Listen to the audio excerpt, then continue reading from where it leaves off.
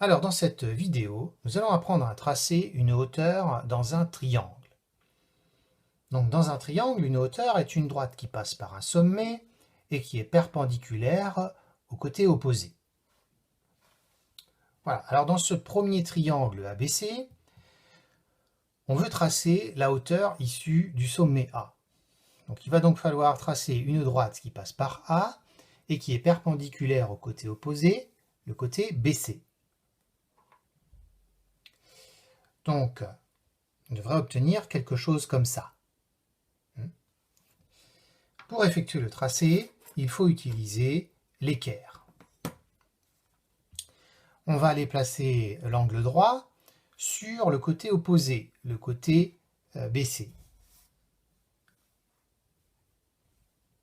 Alors on aligne bien un côté de l'angle droit avec le côté BC. Et ensuite, on fait glisser l'équerre en suivant le côté BC pour que le deuxième côté de l'angle droit passe par le sommet A. Voilà. Une fois qu'on est bien positionné, on peut effectuer le tracé de la hauteur.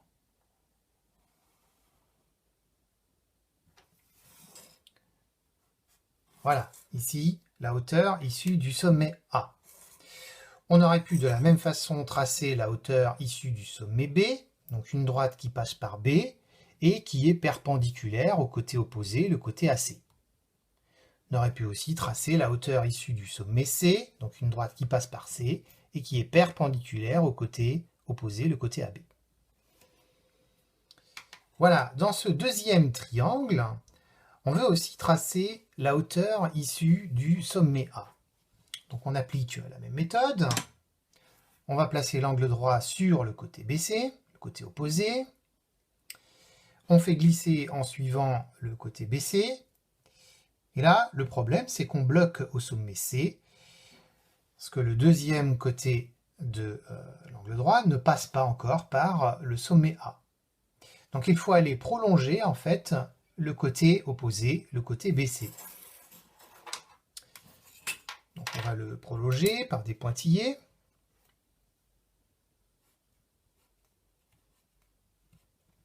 Voilà. On reprend l'équerre. On place son angle droit sur le côté BC. On fait glisser l'équerre. On dépasse le sommet C. Voilà, et on veut faire passer le deuxième côté de l'angle droit par le sommet A. Et voilà. Maintenant, on peut tracer la hauteur issue de A.